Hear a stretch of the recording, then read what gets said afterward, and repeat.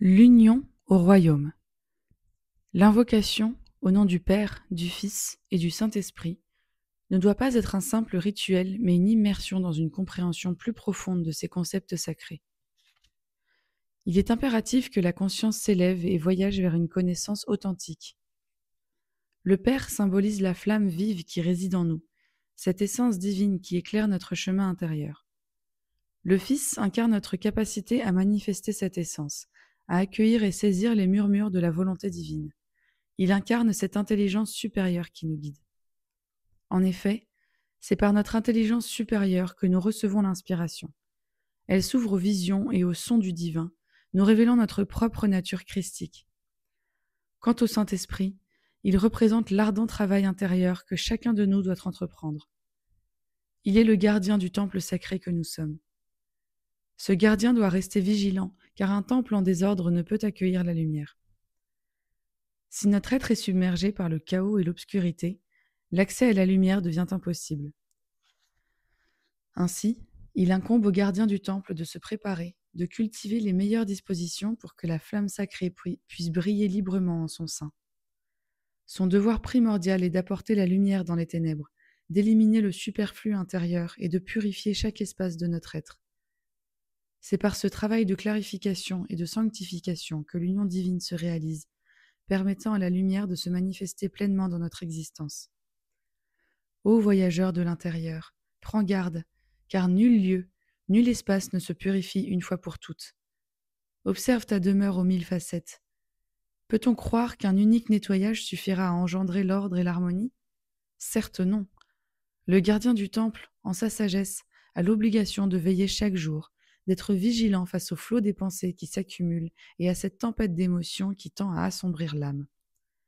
Son rôle sacré est de restaurer la sérénité et l'unité, car sans elle, l'accès au sein des saints demeure clos. Si le temple se trouve enseveli sous les fougères du désordre, la porte demeurera scellée. Si tu n'atteins pas le seuil du temple, donc, tu restes éloigné de la source. C'est alors que la voix du Père se tait, murée dans le silence. Il est vrai que l'agitation et la confusion peuvent parfois nous étreindre, sur cette terre parsemée d'un voile opaque. Parfois, nous pouvons nous perdre dans ces ombres. Cependant, lorsque l'esprit s'embrouille, que le cœur se sent accablé, il devient impératif que le gardien agisse avec promptitude. Il est temps de décharger le poids de son âme, de chasser ces résidus qui altèrent la clarté de la pensée, d'instaurer la paix dans le cœur, de purifier l'espace mental. Accorde-toi ce moment précieux pour retourner vers la quiétude, la douceur et l'harmonie véritable. Si l'harmonie fait défaut, modelons notre temple intérieur, tel des artistes de notre propre existence. Rends-le accueillant, comme tu le ferais pour ton domicile, un havre de paix où règnent les couleurs qui t'enchantent, le crépitement d'un feu, la douce mélodie qui éveille tes sens, et le parfum qui nourrit ton essence. Crée cet espace où tu es à l'aise, car lorsque la quiétude et l'harmonie te baignent, tu sais que le gardien joue son rôle avec dévotion. Alors réalise que tu n'es point en dehors, tu es le temple même. En toi, le personnage habite, il n'est pas séparé du sanctuaire. Au cœur de ce temple, baigne-toi dans la lumière du flambeau divin. Sois nourri par les rayons qui insufflent en toi inspiration et créativité. Laisse émerger cette idée, cette impulsion, cette réflexion. Réfléchis cette lumière et non cette analyse mutilante. Une pensée pure éclot alors, telle une source vive, un jaillissement créateur.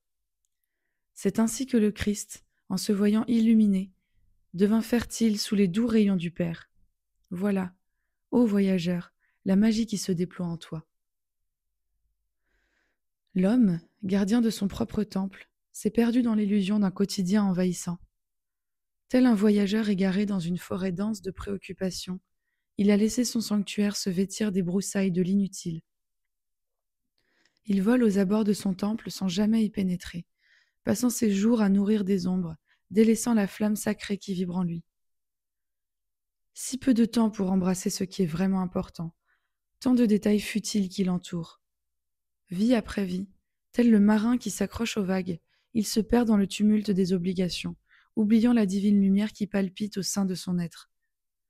À l'heure ultime, Lorsque le gardien devra remettre les clés de son véhicule terrestre, il sera confronté au céleste, ces esprits lumineux qui lui révéleront le triste état de son temple. « Quelle a été ta quête ?» lui demanderont-ils. « Qu'as-tu fait de la flamme éternelle qui habitait ton cœur ?» Que pourra-t-il répondre, ce voyageur, si ce n'est qu'il s'est égaré dans les méandres de sa propre existence? Trop souvent, l'humanité, dans sa quête de matérialisme et d'attachement futile, se détourne de la divine simplicité. Elle plie sous le poids de ses responsabilités, mais hélas, celles-ci ne sont pas toujours les bonnes. La poussière recouvre son temple, et la flamme agonise dans l'obscurité. Il est vain de croire qu'un sauveur viendra offrir un nouveau refuge, un sanctuaire frais et lumineux, si l'homme persiste dans ses anciennes habitudes. Le véritable gardien doit cultiver la lumière, prendre soin de ce qui est sacré. Là où l'illusoire brillance des biens matériels attire tant d'âmes, rien de tout cela n'existe dans le royaume des cieux.